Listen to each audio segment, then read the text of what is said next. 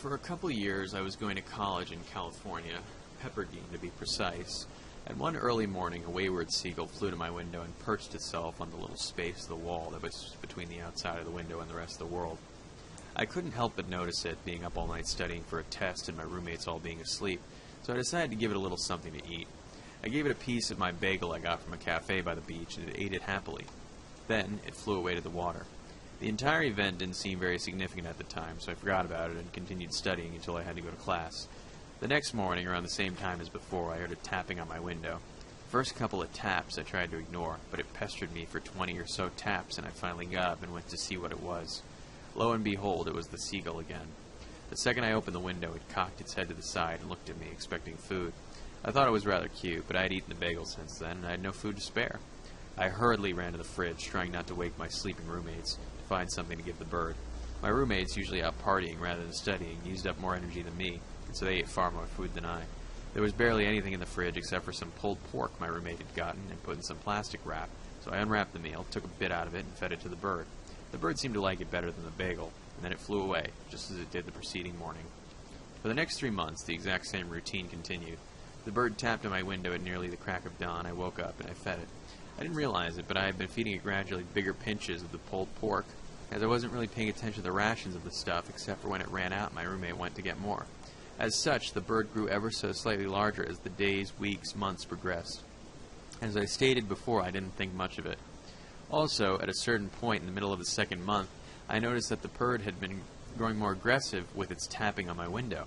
Again, I didn't think much of it, but I couldn't help but notice that, almost at the end of every week, the seagull had been tapping on my window harder than usual. It got to a point where one of my roommates woke up and walked to me with a baseball bat, asking if there was a robber in the house. Mind you, this was college. To solve this problem, I tried listening to the sound of the bird landing near my window, which was a light plop that was quite hard to hear, and go for the window at that. Most mornings it worked. On the mornings that it did not, the bird would tap harder than ever. Eventually, a small crack formed where the tip of its beak was constantly hitting the glass. Once again, I didn't think much of it. However, my not thinking much of things would soon end. One morning, much earlier than usual, probably around 2 a.m. if memory is correct, the bird tapped on my window harder than ever, so hard that I could hear a screeching crack in the glass. This woke me up immediately, and surprisingly, it didn't wake any of my roommates, and I walked over to the window to see what was up. What I first saw was on the window. The once tiny crack had grown to a fairly large lightning bolt shape. Then I saw the bird. It looked bigger than I had ever remembered it, and I remembered its pupils being large and its beak being wide open. The second I stepped toward the window, its eyes fixed on me from its previous blank stare into space. The whole situation was very unsettling, and it started to get me thinking that I should not have fed the bird in the first place. But for that, I had to digress. The seagull stared at me with those strangely unsettling eyes for a few more seconds as I opened the window, and then I spoke to it in a soft whisper as to not wake my roommates. "Hey, buddy," I said, talking in my typical talking animal voice. "What are you doing here so early?" The bird just continued to stare at me, its beak hanging open as if it were in shock. My eyes drifted away from the bird's eyes, which were as unsettling as ever, to its beak, and it was then that I noticed almost the most unsettling thing about the bird that night. Its beak was covered in blood. At that point, I didn't know exactly what to think. Maybe it got into a fight with another animal and its beak was injured? I had no idea. Rather than helping the animal, for some reason, I instinctively went for the refrigerator for the pulled pork. I unwrapped it. I took the whole batch over to the bird, and I took a pinch of the pork out, as I had been doing for the past few months with the bird. At the sight of the pork, the bird looked increasingly eager and hungry. I dropped it at his feet, and he hastily gobbled it up. Then I started to walk away, as I had also been doing for the past few months, because at this point the bird would leave, but it didn't leave. It just stood there, staring at me with those damning eyes, its bloody beak still wide open and gaping.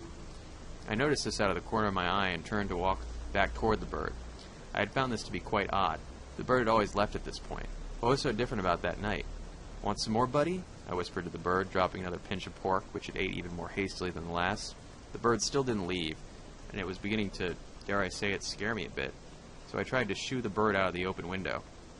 Then the bird flew into the air, making a quiet noise that still didn't manage to wake my roommates, and plucked the entire batch of pork out of my hand.